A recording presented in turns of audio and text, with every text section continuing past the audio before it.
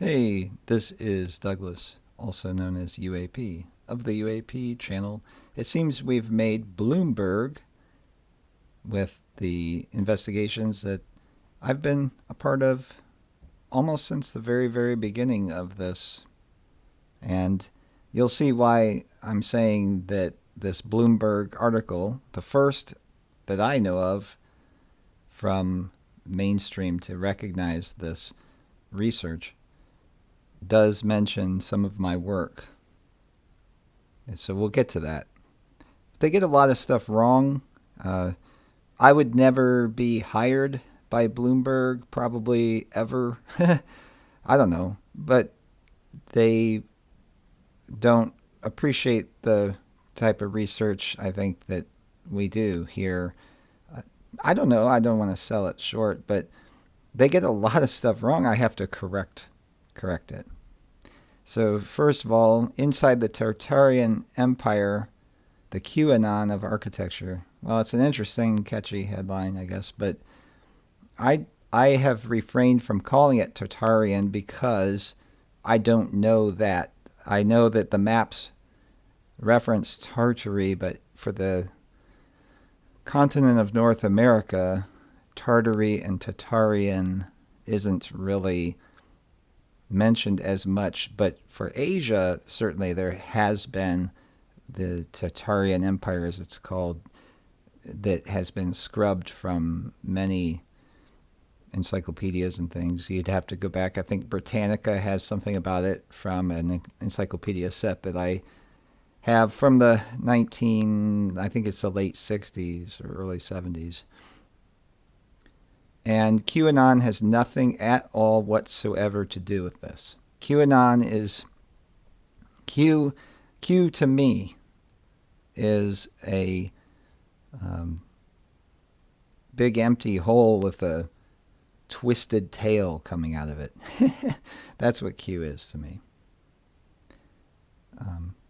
So it says on YouTube videos and Reddit boards.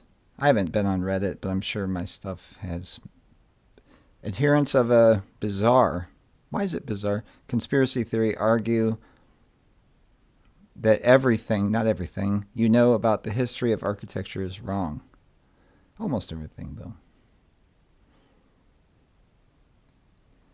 Believers in the Tartaria conspiracy theory are convinced that the elaborate temporary fairgrounds built for events like the Panama Pacific International Exposition in San Francisco in 1915 were really the ancient capital cities of a fictional empire. Well, again, it seems like it could be something like that, but I do think they were put together, but much of it was already there. That's what I've been saying. These buildings were moved. They were, in large part, already at least partially constructed. Now, since they're mentioning the 1915 exposition in San Francisco, that one is more suspect now. But the 1893 Chicago World's Fair, that's a little different. That's more relevant. In 1908, so now they just talk about it in the official history. Every inch dripped with sumptuous detail inside and out, vaulted roofs, marble columns with bronze trim, window mullions with spiral fluting. The lobby was said to have a celestial radiance. A book was written about its construction. For a year, it was the tallest building in the world at 612 feet, and a celebrated landmark for decades after that. But not for too much longer. Despite its great height, the pencil-thin tower lacked office space. In the 1960s, the company sold its ornate headquarters. Demolition proceeded in 1967. It's the tallest building ever to be peacefully demolished. Yeah, that's a beauty. But I'd have to look at the floor heights to see if it was legit. Because I haven't featured the Singer building, personally. By any account, it's a fantastical tale. Once the tallest building in the world, a New York icon knocked down just a handful of decades. Well, see, that's not a good example. We have examples of buildings like some of these city halls that were just used for 8 or 10 years or 15 years before they were either completely remodeled or demolished. Those are the ones that really don't make sense, you know. For some, it's too fantastical to believe, or perhaps not fantastical enough. A dedicated group of YouTubers and Reddit posters see the Singer Building and countless other discarded pre-modern beauties and extant Beaux Arts landmarks as artifacts of a globe-spanning civilization called the Tartarian Empire, which was somehow erased from the history books.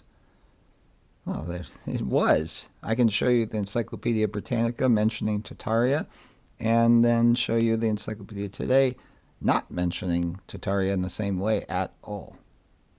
Adherents of this theory believe these buildings to be the keys to a hidden past, clandestinely obscured by malevolent actors.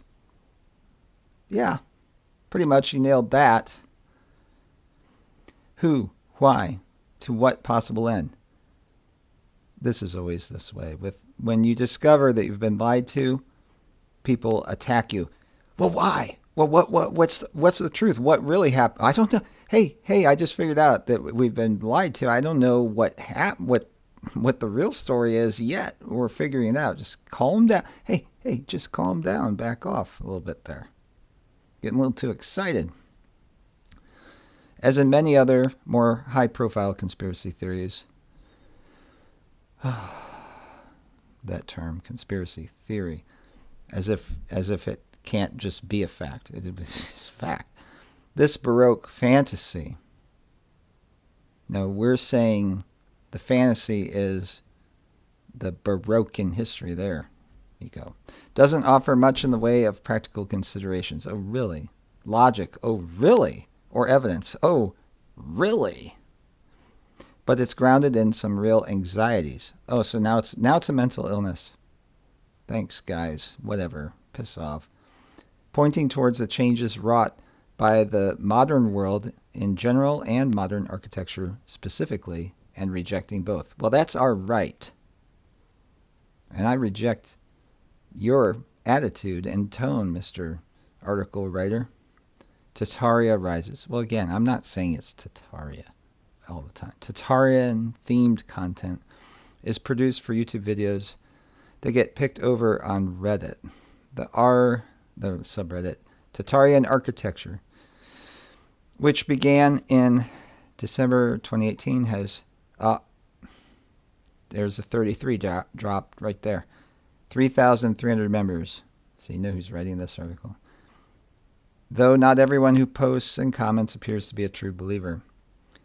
A larger, more general sub that appeared around the same time, our Tartaria, has 8,700 members. As conspiracy theories go, Tartaria remains obscure. Really? Twitter users at Cinema Shoebox brought it to many people's attention last year with this thread, and pseudoscience debunking writer Brian Dunning-Kruger recently devoted an episode of his podcast Skeptoid to the Tartaria theory, which appears to have first emerged in 2016 and 2017. The Tartaria storyline is not directly related to the adrenochrome harvesting satanic pedophile cabal that is behind the COVID hoax. Oh wait, I'm sorry. That lies, yeah, it does. Oh, at the heart of QAnon. Whatever, I don't believe QAnon. The unfounded conspiracy theory that crashed into the real world in 2020. Oh, so there are founded conspiracy facts then, huh? Well, logically, to carry that thought further. But anyway, it shares some of what Peter Ditto, a social psychologist at the University of California, Irvine, who specializes in conspiracy facts? No, theories, okay. Calls QAnon's cafeteria quality. There's no overarching narrative or single authorial voice interpreting events. Exactly, guys. Exactly. It's just a gusher of outlandish speculation. Adherents can pick and choose which elements they want to sign on to. Again, if you've been lied to and you know it, then you begin by speculating on what the truth could be in order to form your inductive reasoning, to form your own narrative, to explain and interpret the events and evidence that are before you, to try to draw out threads that you can hone down through deductive reasoning, guys. You have to start with inductive reasoning, but you have very little to go on. You have observation, which includes a lot of doctored and partially censored, redacted photographs and narratives from the people lying. Then you have the narrative from authority, which you know or expect to be a lie. You suspect it of being mostly lies.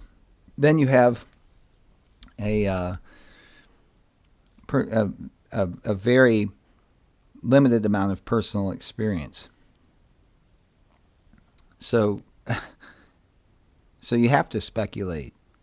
But, someone who just believes everything they're told, they wouldn't know that. So I'm explaining it to them now. The overall premise is an alternative history. There you go. That's right. A vast, technologically advanced, I don't say Tartarian empire, but that's part of it, emanating from North Central Asia or thereabouts. Yeah, okay, yeah, that I agree with. Either influenced or built vast cities and infrastructure all over the world. Tartaria or Tartary, though never a coherent empire, was indeed a general term for North Central Asia. All right, well, that's not too bad. Either via a sudden cataclysm or steady antagonistic decline, which goes on to this day, guys. Pay attention. Go look at Kazakhstan. Look at the city of Kazan. Look at the populations there under the Soviet Union that declined, and under Russian authoritarian regimes such as Putin's even now. There's suffering out there. Go pay attention. And perhaps as recently as 100 years ago. No, as recently as now, Tartaria is fell, they say. Its great buildings were buried.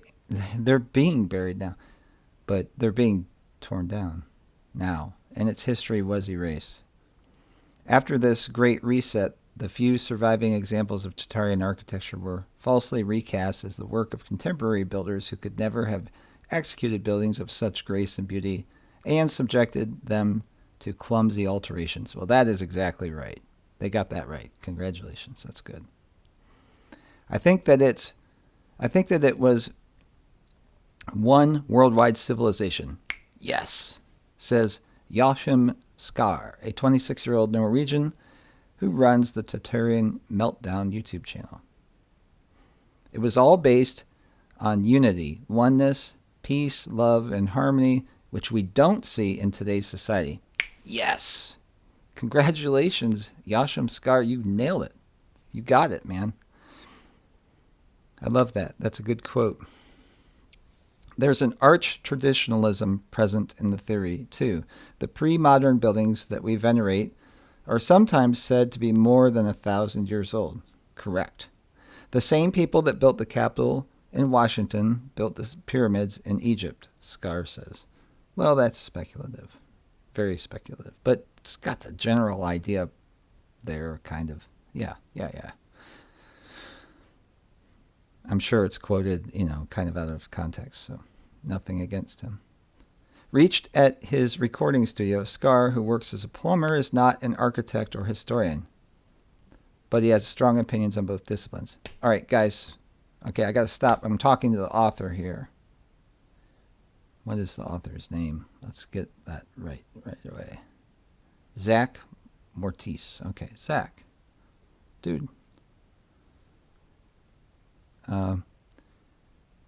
Okay, Zach. Mr. Mortiz.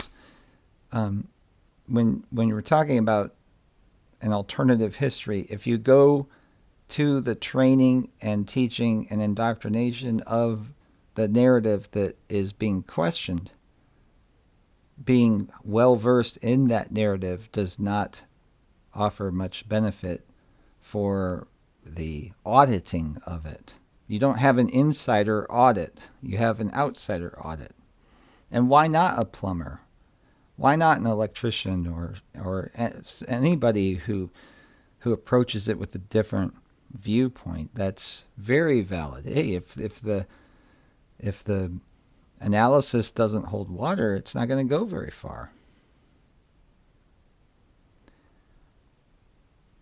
We have two very different types of architecture, he says. There's modern architecture with the name brutalism, which he describes as square concrete boxes which are designed to be produced very fast, very cheap, and very effective. And then there's Tartarian architecture, a label that gets applied to anything that's particularly ornate and pre-modern, encompassing many Western styles, classical, Beaux Arts, Second Empire. The term is also sometimes used for some non-Western structures like the Taj Mahal, structures that seem geographically or culturally dislocated, like the Beaux Arts commercial buildings in Shanghai's Bund district, are particularly attractive to this theory, as are those that are impressively massive, like the pyramids of Egypt and the Great Wall of China, built, the theory goes, by Tartarians to keep the Chinese out. Well, that's one theory. There are many theories. Anywhere there's a perceived gap between the refined craftwork of an old building and the primitive technology of the horse and buggy era, people building it, space for Tartarian speculation pops up.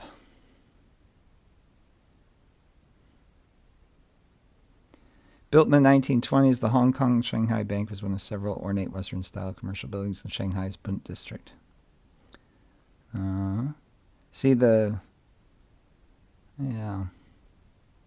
American cities of the 19th century are often rich with Tartarian appropriation, especially the young settlements of the West, when grand public structures seem to emerge from the wilderness, surrounded by wood hovels and muddy streets. State capitol buildings and city halls are frequently fingered as palaces of ancient Tartaria rather than Gilded Age municipal buildings. These photos of the Iowa State Capitol in Des Moines highlight the contrast Tartarian theorists point out. There's the mention. That's from me. I'm the one that did the Des Moines, Iowa State Capitol. The story does not hold water. There were 3 of them. I looked at the photos in the link, and they show some good examples too. But yeah, that's my influence right there. So I love it. A little bit of recognition. Not that I need it from mainstream, but it's there. That's my Des Moines video. It's one of the better ones. I like it. The Tartarian milieu is an intensively visual medium occupied with riffing on photos and maps, picking out apparent inconsistencies and making one-off conjectures instead of weaving together comprehensive timelines. The theory is notably light on reasoning, oh well, screw you too, as to why and how the greatest cover-up in history was undertaken. But it does offer a few options for how Tartaria was erased and the Great Reset propagated. Hello. Many say that an apocalyptic mudflood buried its great buildings. Some suggest the use of high-tech weaponry to tactically remove Tartarian infrastructure. A consistent theme is that warfare is often used to let me just reread this. High-tech weaponry to tactically remove Tartarian infrastructure. A consistent theme is that warfare is an often used pretext to wipe away surviving traces of Tartarian civilization, with the 2 world wars of the 20th century finishing work that may have begun with Napoleon's invasion of Russia. Well, I don't know about all that, but generally. Despite their interest in architecture, most Tartaria theorists do not appear to have backgrounds in the building trades. Many of the more easily refuted arguments spring from the very basic misunderstandings of how the built environment works, as well as broader confusion about how buildings function in the economy and culture. Okay, you can piss right off with that statement because, look, you can't refute an argument that is questioning the official narrative by a restatement of the official narrative. There is no misunderstanding on my part about how the built environment works, and there is no broad confusion on my part about how buildings function in the economy and culture. I am aware of the official narratives of the structures that I examine. I am aware of the general official narratives of how the buildings were to function and such. It's the very narratives themselves that call to question their own statements of fact, in air quotes, and present numerous contradictions. Anyway, I'm going to read on. An abundance of posters appear convinced that below-grade basement windows in older buildings, for example, are evidence that the building has been mud-flooded, and the rest of the structure is actually buried deep underground. Sometimes this will get skeptical pushback. I think they didn't have lights in the cellars, so they built windows for them, was how one poster responded, but that's more of an exception than the rule. No, okay, let's review this again, because this comes up a lot. The idea of allowing light into the basement is one thing. But when you have buried doorways, when you have no foundation stones at grade, but they begin 10, 20 feet below grade where the stones change to foundation stone, that's what we're talking about. And then we're not talking about when the building has like a walkout basement on one side or whatever. It's pretty obvious when they change upper floor windows into entrance doors and you have the same windows underground completely buried. You see these Capitol domes all over the world, which to me proves the same people built everywhere. Big quotation there. No, that's not the kind of logic that really carries, because it doesn't prove, it indicates, okay? It indicates something about it. It wouldn't be literally the same people. Similarly, their grasp of historic labor and material costs is shaky. Well, it's not that our grasp is shaky, it's that the official narrative about these costs is very, very shaky. Okay? Before the Industrial Revolution, labor was cheap, so paying artisans to sculpt elaborate masonry, even for relatively humble structures, wasn't the great expense it seems today when labor prices are higher and factory-made steel, concrete, and glass is cheap. That's why we see so much of these materials in buildings today and so much less filigreed terracotta. Well, okay, is that really so? Because if I would go to India or China, where labor costs are cheap, and you could use these materials, okay, do we see the equivalent elaborate sculpted masonry? No, we don't. So get out of here with that. One of the most adamant denials in Tartarian circles is that public buildings like schools and post offices were ever built with monumental proportions and elegant aesthetics. Now, wait a minute.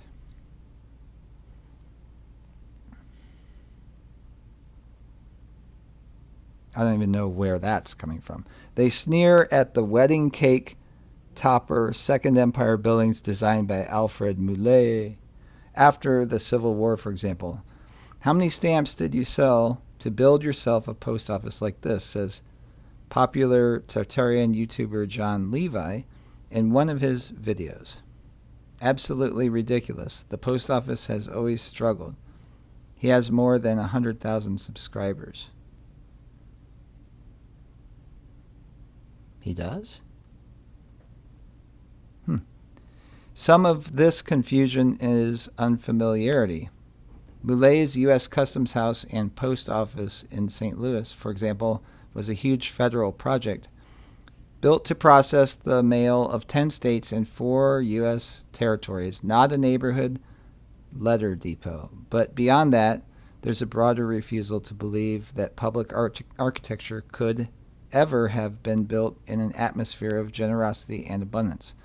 This is echoed by their astonishment at the double height grand lobbies and arched doorways of old buildings, which they see as artifacts not meant for us. Some theorists surmise that ancient Tartarians were giants. The Tartarian community seems to have internalized the current era's predilection for public sector austerity and the resulting aesthetics, which they abhor more than they realize. Wow. Well, Mr. Mortiz, no, it's not the lobbies. It's when the grand heights of all the doorways in the interior extend through all the levels, below ground, above ground, to the second highest floor. Sometimes the top floor. Sometimes the railing on the rooftop. The railing is above the height of someone's head today. You know, the kind of railing that usually goes up just past your waist. Also, very large steps. Also, the absence of bathrooms is noteworthy. Also, the absence of kitchens is noteworthy. And we understand very well the concept of austerity. And as we have a higher population today, and up until the grand worldwide hoax going on now, we had a burgeoning economy and tremendous wealth and excess. The austerity of today would make sense in a pioneering age when resources and labor would be extremely limited, when you're fighting off the so-called natives, the so-called savages that you just eradicated from the area to claim and lay claim on the land and begin to build your society. You're not going to build super extravagant buildings with grand scales throughout, built to last 500, 1,000 years. These structures could last, and then tear them down 20, 30 years later to build something less grand or more grand or whatever. That doesn't make sense. The economics of it do not make sense in the official narrative, okay? And yes, it does seem to be built for giants when you have huge steps that have to be cut double. It just... And the things about aesthetics, like these antennae, they don't match the technology. They're not lightning rods. We do realize public sector economics. We do.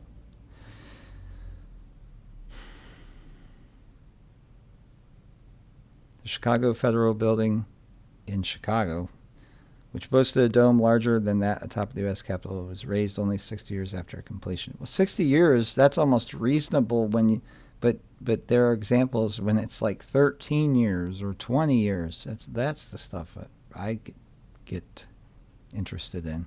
At its core, the theory reflects a fear of how quickly things change. A fear? There's no fear. That's for cooties, man. We don't have that fear. As they look at today's cityscapes, Tartaria believers see an eerie and alienating place filled with abstract monoliths that emerged out of nowhere in a brief period of time. No, not me. They're skeptical of the rapid rise and development of the U.S. Only at part of it. Only at this one key part. It's more sophisticated than that, Zachary. You'll have to look into it. And even more suspicious of how quickly modernism came to dominate the landscape. One favorite case study, useful for illustrating this aesthetic whiplash, is the grand domed Henry Ives Cobb Chicago Federal Building built in 1905. Like the Singer Building, it was razed after just 60 years in favor of an icy black Mies van der Rohe Tower. Well, that's not something I covered, because Chicago had the fire in 1871, and the buildings before that fire are the ones that interest me. And the way that they so-called raised Chicago's street levels, that's interesting as well, where they put buildings on roller skates and rolled them around, and all that stuff is interesting. In one sense, the Tartaria theory is right. Oh, only one? Zach, we got to talk, man. Call me up. Email me, uapchannel2@gmail.com. Okay, but I'll keep reading. In one sense, the Tartaria theory is right. With modern architecture, a revolutionary new consensus on how the built environment should look and work did take hold in a very short period of time, conveniently overlapping with the world wars that these theorists see as the tail end of Tartaria's influence. The world of 1960 indeed looked radically different from the world of 1920, led by obscure and poorly understood forces. Architects. Architecture schools truly did throw out the history books to build a new world, but instead of making this excision the work of a colossal global mega conspiracy worthy of a pulpy airport mystery novel, they wouldn't shut up about it.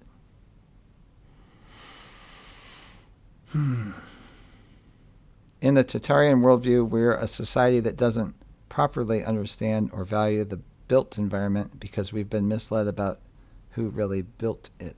When he's decrying the lack of regard for the cultural legacy of old buildings, Skaar sounds less like a conspiracy theorist than a board member of a preservation nonprofit.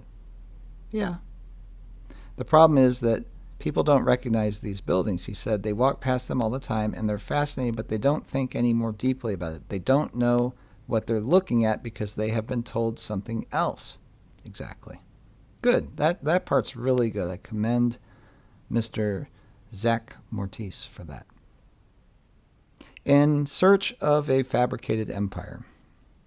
This disregard for architecture's true history, air quotes, moves into a wider rejection of how disposably cheap and commodified the culture at large seems to be. As such, one canonical belief of Tartarian aficionados is that the elaborate temporary pavilions built for late 19th century and early 20th century World's Fairs were in fact Tartarian capital cities. That's taking it a bit far, but it strikes them as improbably wasteful that anyone would erect these magnificent complexes full of fluted columns, domes, and pediments out of plaster of Paris, hemp fiber, and straw.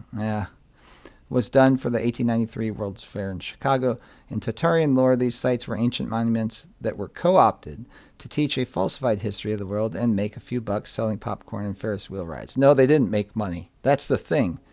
They would have made money.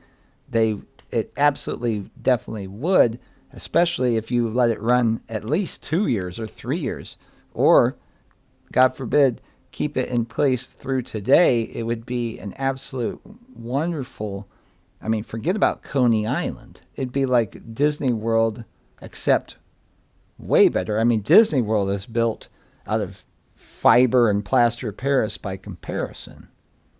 Yeah, they have the story about it, and they have example buildings that they did build that way, but a majority of the buildings in these things were actually built. You can see it.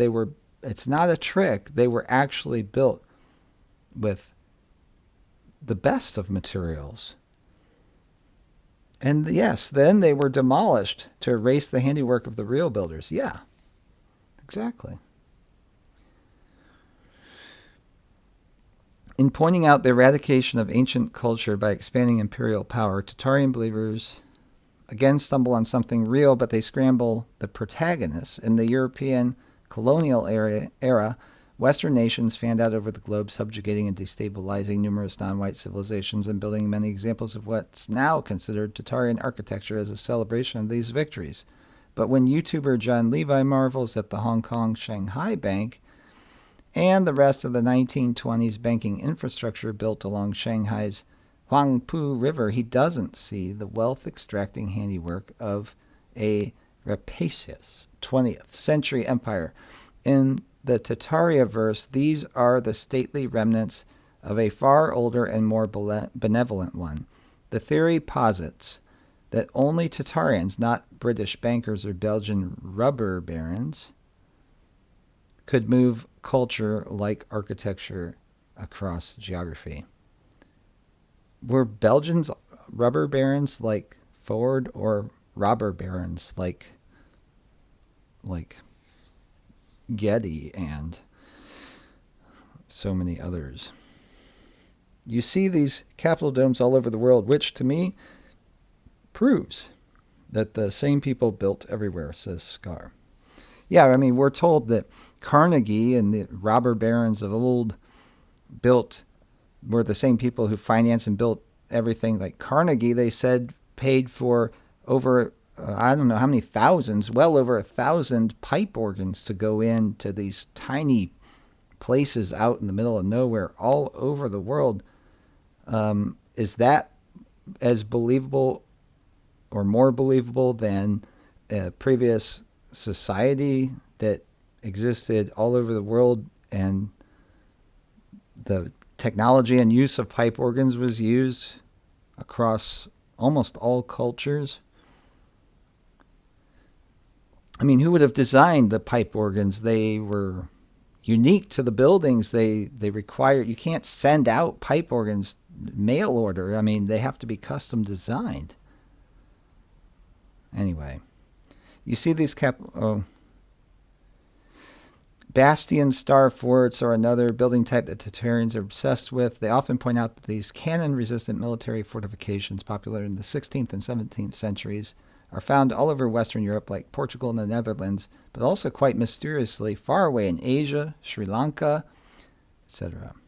And everywhere. I mean, all over the world. Not maybe Antarctica, not maybe Alaska so much. There are other reasons for that. The theory is it's depends on who you're watching or listening to. But if you're listening to this channel, I can tell you the reasons. I go over it. Why Alaska and the western United States don't have the star forts like the rest of the world. It's because of another huge catastrophe that was local to that area and not others. Okay, reading on. But since Sri Lanka was a Portuguese and Dutch colony, it's not really very mysterious. Military historian Jeremy Black, author of 2 books on the history of fortification, says that the geographic reoccurrence of the style reflects how effective Europeans were in spreading this technology across the globe.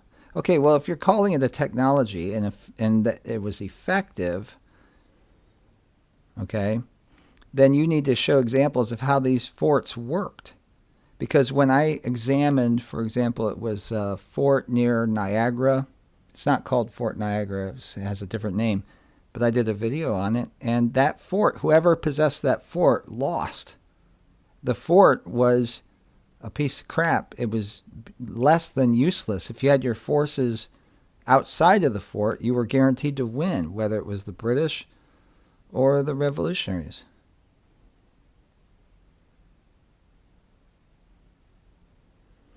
The ahistoricism can make the Tartarian architecture community occasionally receptive to reactionaries, racists, and anti-Semites. What? What?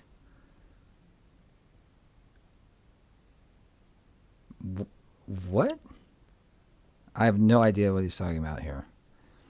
A survey of videos and discussions will turn up all manner of other conspiratorial threads, along with flat earth advocacy, anti-vaccination sentiments, and 5G scaremongering. Well, 2 out of those 3. Yeah, okay. Let's just not even. Whatever. That's not. What? That's. There's talk of anti-Semitic banking cartel conspiracies and Holocaust denial. Okay. Some Tartarian histories recast populations of Central Asia, like Genghis Khan's Mongol Empire, as red-haired, blue-eyed white people, Silk Road Aryans. Okay, a lot of that is new to me. The persistence of okay, I'm not even giving it time. Whatever. I don't talk about that shit. But the face of the villains in the Tartarian narrative is not clearly defined. Skaar blames quasi-mystical parasites who thrive off pain and strife, and laments contemporary life has become a place where everything is based on tyranny, greed, and slavery. Yes, I agree. Man, this guy is good. I gotta look him up. Skaar. Yeah. The Tartaria commentariat is laced with economic discontent. They often decry the evaluation and disregard of buildings purely as saleable commodities, untethered from broader notions of cultural legacy and achievement. Yes, that's true. There's a recurring and implicit understanding that buildings like the Singer Building get torn down when they stop making money. The only thing that really matters, and that the world is a vast... the only thing that really matters. And that the world is a vast field of predation where the rich and powerful consume the poor and weak. That's true. Well, it is now. I mean, who's benefiting from this big worldwide massive hoax going on right now? Look at that fake photo. It's fake. That's fake. In fact, the governing ideology of the modern architecture that Tartarians despised was a critique of this system. Modernism argued for an egalitarian architecture that would... All right, I'm going to skip ahead.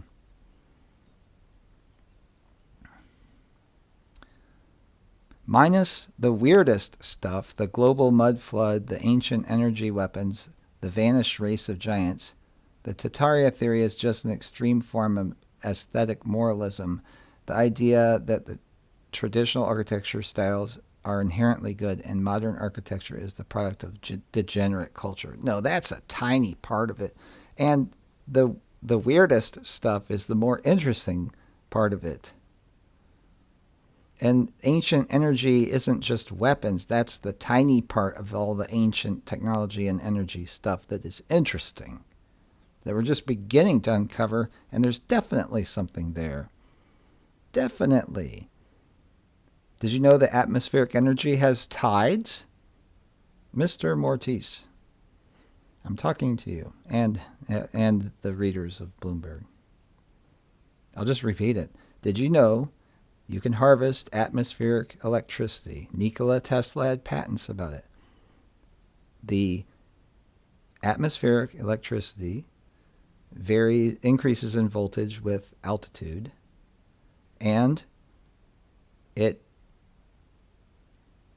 changes throughout each day, and it exhibits cyclic tides, just like oceans. The tastes of the community generally align with the traditional architectural revival proponents, some of whom also embrace reactionary and white nationalist politics. Wow. This sort of aesthetic nativism flourished during the Trump era, and it appears to have fresh converts in Congress. Recently, Representatives Marjorie Taylor Greene and Paul Gosar formed a new caucus dedicated... Oh, wow. That's shit. Holding back a flood of conspiracies. Though the Tartarian Empire seemed to wink into existence in the past few years, The themes its believers explore are more familiar ones. Okay, so now it's all getting... Oh my gosh. Okay, I'm not even going to... Belief in conspiracy theories can also be driven by loneliness, isolation, and economic hardship. Oh boy. Oh boy. We're skipping down here. Don't you start off saying that independent thought and critical thinking, reasoning based on evidence and analysis through critical thinking using methods that are completely legitimate, from inductive reasoning to deductive reasoning, don't you start off and go off and start saying that that is mental illness. Screw you for that. I take umbrage with that, and I don't want to hear it.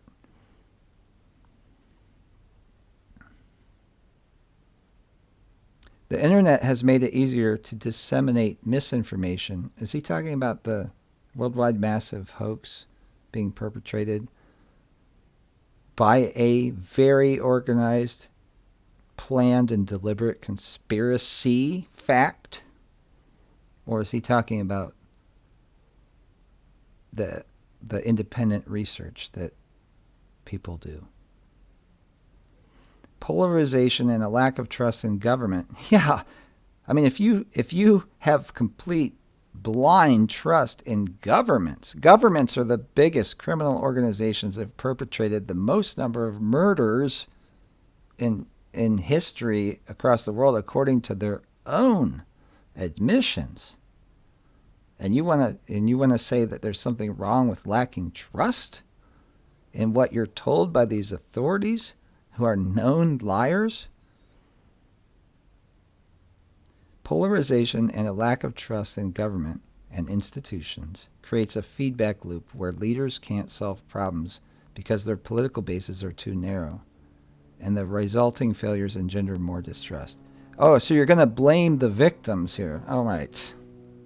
I don't know. I get it. If you write for Bloomberg, you have to say these types of things, I think. I mean, you know, you don't want to bite the hand that feeds you. You don't want to rock the boat too much. I get it.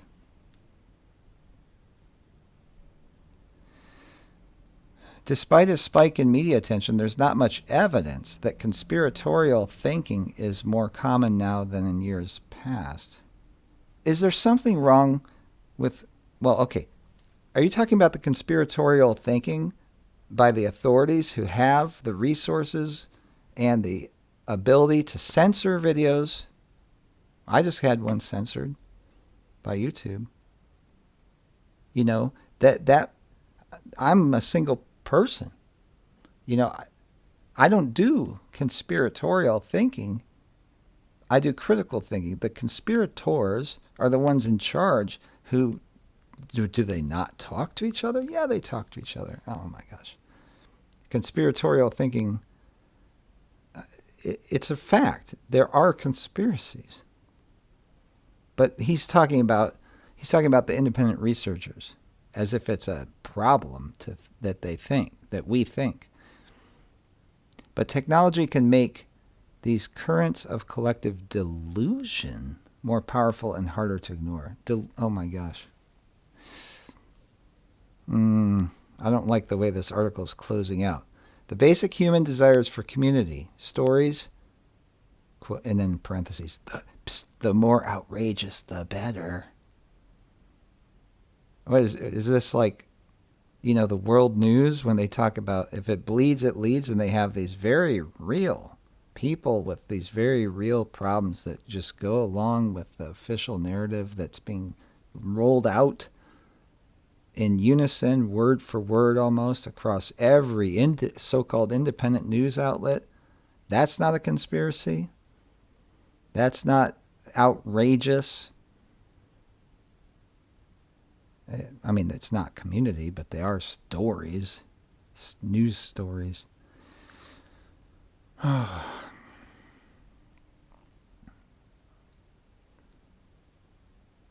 Fabricated histories. Well, that's what they are, man. Buildings and cities are made to grow old, to outlast people, and to be a testament to these cultural histories. Yeah, so why would you purposely make up fake stories about them and tear them down as quickly as you can? They're a yardstick for a culture's ability to endure. When they're not given the chance to do this, the contradiction can break something loose and send people scavenging for a cultural memory that feels ancient enough to anchor them in an uncertain now. Oh, well, thank you, Mr. Mortis. Do you have training in psychology? Because you've diagnosed a mental illness and now you've made some cognitive behavioral therapeutic advice. Well, thank you so much. We're going to re-examine our lives now, maybe stop critical thinking and conducting analysis based on the evidence. No, no, actually, we're just going to continue. We're just going to continue because this this doesn't help anybody. This kind of thing, this kind of criticism, but it does bring attention to it, so that's nice. So thank you for that. At least you're don't expect much from mainstream, but the first to really recognize it. That's great. And you called out my buddy John Levi, who I've talked to, and this guy I'm really interested in now. This, what is his name? Skaar. Yeah, he seems pretty good. Skaar. So I'll take a look at him. Maybe I'll chat with him. Who knows? All right. Well, that's some recognition. Okay. It's about enough. So, okay. Thank you for watching. This is Douglas. I'm Douglas from the UAP channel. I am UAP. That's my moniker. Thanks for watching and listening. Have a good one. Bye-bye. Check out my playlist on Mudflood and this type of architecture stuff. Until next time, bye-bye.